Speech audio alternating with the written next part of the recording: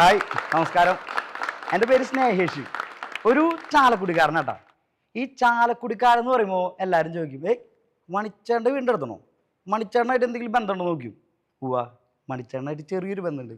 കാരണം എൻ്റെ നാട്ടിൽ മണി എന്ന് തന്നെ വിളിക്കാം. പക്ഷെ ഒരു വ്യത്യാസം എന്ന് വെച്ചാൽ പുള്ളി കലാപമണി, ഞാൻ കനാൽപ്പാലം മണി. കാരണം ചാലക്കുടിക്കടുത്ത് അന്നനാട് എന്ന് പറഞ്ഞ ചെറിയൊരു ഗ്രാമമുണ്ട്. അവിടെ ഇനി കനാൽപ്പാലം എന്ന് പറഞ്ഞ സ്ഥലം. അവിടെ നിന്നാണ് ഞാൻ പറഞ്ഞത്. കാരണം അവരെ കുറിച്ച് പറഞ്ഞില്ലെങ്കിൽ അടി പാഴ്സൽ വീട്ടിൽ വരും. അതുകൊണ്ടാണ്. ഞാൻ ഭയങ്കര സിനിമ ആരാധകനാണ്. ഒറ്റ സിനിമയും വിടില്ല. അതും തിയേറ്ററിൽ പോയി തന്നെ കാണും. പ്രത്യേകിച്ച് ഫാൻ ഷോ. അങ്ങനെ ഞാനൊരു ഫാൻ ഷോയ്ക്ക് ടിക്കറ്റ് എടുക്കുന്ന സമയത്താണ് നമ്മുടെ കാമി വിളിച്ചിട്ട് പറയണേ, അവൾക്ക് ഒരു സ്ഥലം വരെ പോകണം, ഒന്ന് കൊണ്ടുവിടാൻ. ഞാൻ നോക്കിയപ്പോൾ ഈ പടം കളയാനുള്ള മടിയുണ്ട് എനിക്ക്. ഞാൻ എന്ത് ചെയ്തു, എൻ്റെ കൂട്ടുകാരനെ വിളിച്ചിരുന്നു. ഡാ, നീ അവളൊരു സ്ഥലം വരെ കൊണ്ടുവിടുമെന്ന് വെച്ചു. ഒരു ഉപകാരം ചെയ്യടാന്ന് പറഞ്ഞു. അവൻ ഓക്കെ എന്ന് പറഞ്ഞു. അങ്ങനെ ഞാൻ ഫാൻ ഷോയ്ക്കും പോയി, അവൻ അവളെയും കൊണ്ടുപോയി. ഫാൻ ഷോ കഴിഞ്ഞപ്പോൾ ഞാൻ വീട്ടിലെത്തി. ഫാൻ ഷോ കഴിഞ്ഞു, ന്യൂൺ ഷോ കഴിഞ്ഞു, മാറ്റിനി കഴിഞ്ഞു, ഭക്ഷണം കഴിഞ്ഞു, സെക്കൻഡ് ഷോ കഴിഞ്ഞു. അവനും ഇതുവരെ നോക്കിയിരിക്കത്തില്ല. അതല്ലെങ്കിലും നമ്മുടെ നാടിനൊരു കുഴപ്പമുണ്ട്. ഇവിടെ വാഴ വയ്ക്കാനുള്ള അധികാരം മാത്രമേ കർഷകനുള്ളൂ. കൊല്ല ഇത് KICB കിട്ടും. പക്ഷേ ഈ KICB കർഷകന് നഷ്ടപരിഹാരം കൊടുത്തു. എനിക്ക് നഷ്ടപരിഹാരം തരണമെന്ന് ഞാൻ പറയില്ല. പക്ഷേ ഞാൻ മേടിച്ചു കൊടുത്ത സാധനങ്ങൾ സബ്സിഡി നിരക്കിലെങ്കിലും എനിക്ക് തിരിച്ചെന്നിട്ട് പോകുമായിരുന്നു. അപ്പോൾ ഈ ഉപകാരം നമ്മൾ ഒരാളോട് ചോദിക്കുമ്പോഴോ അല്ലെങ്കിൽ നമ്മൾ ഒരാൾക്ക് ചെയ്യുമ്പോഴോ നോക്കി കണ്ടും ചെയ്തില്ലെങ്കിൽ പണി പാലിമളത്തിൽ കിട്ടും. നമ്മൾ ഈ പലരോടും ഉപകാരം ചോദിക്കുമ്പോൾ ഇത് ഇന്നെന്തെങ്കിലും തുടങ്ങിയ പരിപാടിയല്ല ഈ പണി മേടിക്കൽ. ഇപ്പോൾ പണ്ട് പുരാണത്തിൽ നമ്മുടെ സീത രാവണന് ചെറിയൊരു ഉപകാരം ചെയ്ത ഇത്ര റേഷനരി, അതിൻ്റെ പേരിൽ അവിടെ ഒരു രാജ്യം തന്നെ നിന്ന് കത്തി. പക്ഷെ ഇന്നായിരുന്നെങ്കിൽ അത് നടക്കില്ല. കാരണം ഇന്ന് റേഷൻ കിട്ടണമെങ്കിൽ നല്ല വൈഫൈ വേണം. അതുമാത്രമല്ല, ഇത് കണ്ട തേമാനം സംഭവിക്കാത്തൊരു വരലും കൂടി വേണം. ഇനിയിപ്പോൾ നമ്മൾ റേഷൻ മേടിച്ചെന്നിരിക്കട്ടെ, പകുതി വെട്ടി കുറച്ചിട്ട് തരണേ, അതിലും പകുതി ഇപ്പോൾ പച്ചരിയാ. അപ്പോൾ ഇപ്പോൾ സീത ചോദിച്ചുകഴിഞ്ഞാൽ അപ്പോൾ രാവണൻ ഉപകാരം പോയി ചോദിച്ചു കഴിഞ്ഞാൽ സീത പറഞ്ഞു, രാവണ ദിസ് ഈസ് റാങ്, ഞാൻ തരില്ല. അതുമാത്രമല്ല, സീതയുടെ ഉപകാരം ഒന്നും രാവണന് ഇപ്പോൾ വേണ്ട. കാരണം ഒരു റേഷൻ കാർഡിൽ 10 തലയ്ക്കുള്ള അരി ഗവൺമെൻറ് പുള്ളിക്ക് കൊടുക്കണം. പുള്ളിക്ക് അതിൻ്റെ ആവശ്യമില്ല. നമ്മുടെ കൂട്ടുകാരോടൊക്കെ ഉപകാരം ചോദിക്കുമ്പോൾ പലരും പല രീതിയിലാണ് പെരുമാറാൻ. ഇപ്പോൾ ഉദാഹരണത്തിന് നമ്മൾ ഒരുത്തൻ്റെ അടുത്ത് ഒത്തിരി പൈസ കടം ചോദിക്കണമെങ്കിൽ അവൻ പറയും, അവൻ ഒരുമാതിരി മാവേലി സ്റ്റോറിലെ ചേച്ചിമാരെ പോലെയാണ്. അവൻ പറയും, എടാ ഒരു 5 മിനിറ്റ് മുമ്പ് വിളിക്കായിരുന്നു, സാധനം ഇതിപ്പോൾ തീർന്നുള്ളൂ, ഒരു കാര്യം ചെയ്യും, നീ നാളെ ഒന്ന് വിളിച്ചു നോക്ക്, ചിലപ്പോൾ വരാൻ സാധ്യതയുണ്ട്, ഇങ്ങനെയാണ് പറയുക. പക്ഷേ വേറെ ചിലവരുണ്ട്, ഇവർ അക്ഷയ കേന്ദ്രത്തിലെ ചേച്ചിമാരെ പോലെയാണ്. ഇവർ നമ്മളൊരു ഉപകാരം ചോദിച്ചു കഴിഞ്ഞാൽ ഇവർക്ക് നമ്മുടെ മുന്നാധാരം കാണും, പിന്നാധാരം കാണും. പക്ഷെ അങ്ങനെയുള്ളവരുടെ അടുത്ത് ഞാൻ ഉപകാരം ചോദിക്കാറില്ല. കാരണം എൻ്റെ മുന്നാധാരം കാണിച്ചിട്ടുള്ള ഉപകാരം എനിക്കറിയുന്നുണ്ട്. അതുകൊണ്ടാ ഇപ്പോൾ ഈ ഉപകാരം എന്ന് പറയുമ്പോഴേ, ഞാനൊരു ദിവസം മേളത്തിന് ചെന്നു. അപ്പോൾ അവിടെ നോക്കിയപ്പോൾ ഉച്ചയായപ്പോൾ എനിക്ക് വിശന്നിട്ട് വയ്യ. എന്നാൽ അന്നദാനം കഴിക്കാമല്ലോ എന്ന് വിചാരിച്ച് കൂട്ടുപുര ചെന്നപ്പോൾ അവിടെ നിറച്ച ആൾക്കാർ. അപ്പോൾ എന്നാൽ വെള്ളം കുടിച്ച് വിശപ്പ് മാറ്റാമെന്ന് വിചാരിച്ച് ഞാൻ അവിടെ ചെന്ന് ഒരു ജഗ്ഗെടുത്ത് ഒരു ഗ്ലാസ്സിൽ വെള്ളം ഒഴിച്ച് കുടിച്ചു.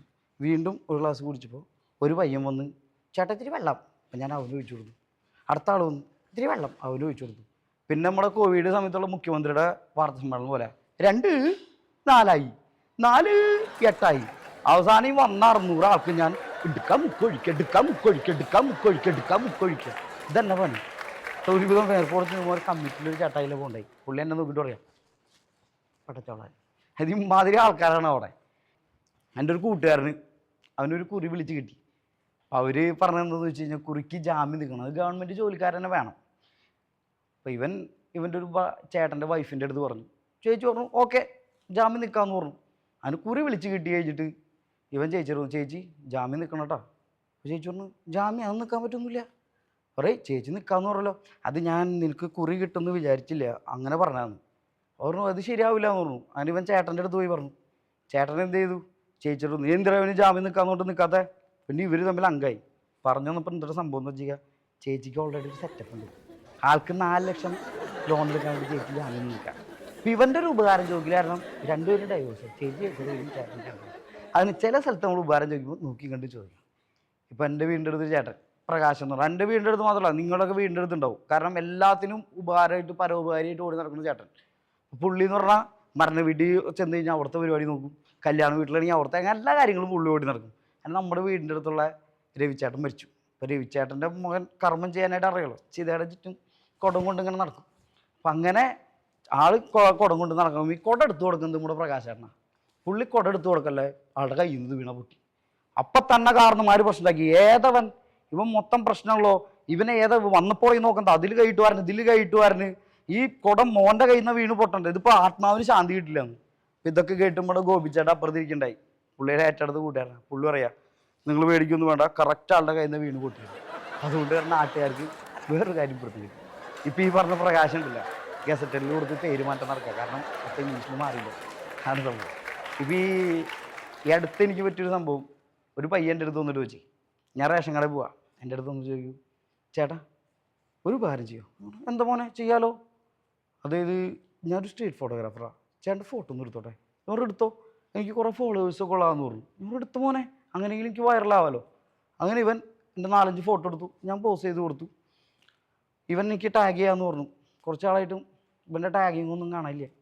ഞാൻ ഒരു ദിവസം വീട്ടിൽ ഉമ്മറത്ത് കസേരയിൽ ഇങ്ങനെ ഇരിക്കുമ്പോൾ 2 ചേച്ചിമാർ വന്നേക്കാം. ഒറീസയിൽ വെള്ളപ്പൊക്കമാണ്, അതിലൊരു ചേച്ചിയുടെ ഭർത്താവിൻ്റെ 2 കിഡ്നി തകരാറായി സഹായിക്കണം എന്ന് പറഞ്ഞു ഒരു കാർഡ് കാണിച്ചു. ഞാൻ നോക്കിയപ്പോൾ എൻ്റെ പൊന്നിടാവേ അരിസഞ്ചി റേഷൻ കാർഡ് പിടിച്ചിങ്ങനെ എൻ്റെ പറഞ്ഞു. ഇവൻ അത് അവിടെ കൊണ്ട് വിറ്റു. ഇപ്പോൾ എനിക്കിതൊന്നല്ല വിഷമം, ഇതുവരെ പെണ്ണ് കിട്ടാതെ എനിക്ക് 45 വയസ്സായ ഭാര്യയും 3 പെൺമക്കളും. നിവിറ്റുങ്ങളെ കല്യാണം കഴിച്ചേക്കാൻ ഏത് ബാങ്കിൽ നിന്ന് ലോൺ എടുക്കുന്നു എനിക്കൊന്നും അറിയാൻ പാടില്ല. ഇപ്പം ഈ കൂട്ടുകാരുടെ കാര്യം പറയുമ്പോൾ നമുക്ക് പ്രലോഭനങ്ങളിൽ നമ്മൾ വീഴ്ത്തുന്ന കുറേ കൂട്ടുകാരുണ്ട്.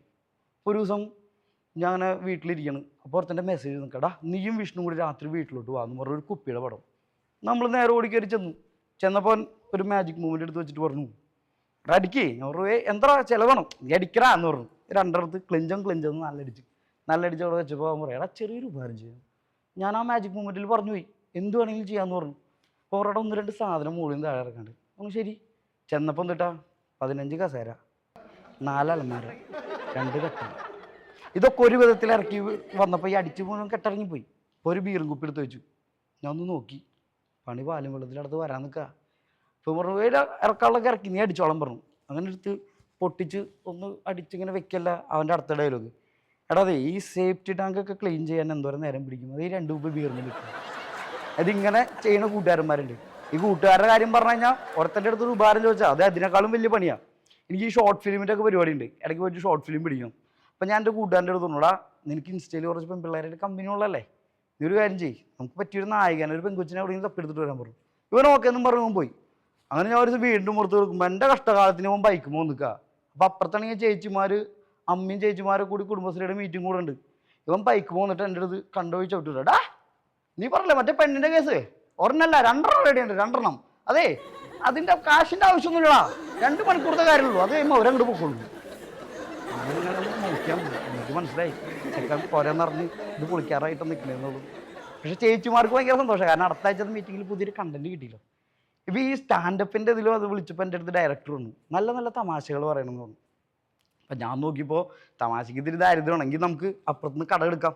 കാരണം നമ്മളിപ്പോൾ അതാണല്ലോ കടം കൊടുക്കുക കടം മേടിക്കുക എന്നും പറഞ്ഞിപ്പോൾ ഇത് തമ്മിൽ തർക്കത്തിൽ നടക്കാം. അപ്പോൾ ഞാൻ വിചാരിച്ചു അവരത് മേടിക്കാമെന്ന് വെച്ച് വെള്ളിയാഴ്ച വരണ അണ്ണൻ്റെ അടുത്ത് പറഞ്ഞു, അണ്ണാ ഒരു തമിഴ്നാട് തമാശ കൊടുങ്കണ്ണേ എന്ന് വെച്ചു അണ്ണൻ്റെ അടുത്ത്.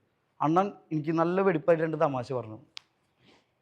ടീ ഷോപ്പ് അന്ന് നനച്ച് ബാർബർ ഷോപ്പുക്കുള്ള സാപ്പാട് തേടിപ്പോയൊരു തമ്പിയുടെ കഥ. പൈസയ്ക്ക് കാശ് എടുത്തുകൊണ്ട് മാത്രം ഞാൻ അയാളൊന്നും ചെയ്തില്ല. അന്ന് എനിക്ക് മനസ്സിലായി തമിഴ്നാട്ടിൽ കൗണ്ടറില്ല, അവിടുത്തെ കൗണ്ടർമാർക്ക് കൗണ്ടറുണ്ട്, നമ്മൾ മലയാളികളാണ്. അപ്പോൾ ഇവിടെ മാത്രമല്ല അവിടെയും ദാരിദ്ര്യം. അപ്പം ഞാൻ പറയുന്നത് ഉപകാരം അത് നോക്കി കണ്ട് ചെയ്തില്ലെങ്കിൽ പണി പാലും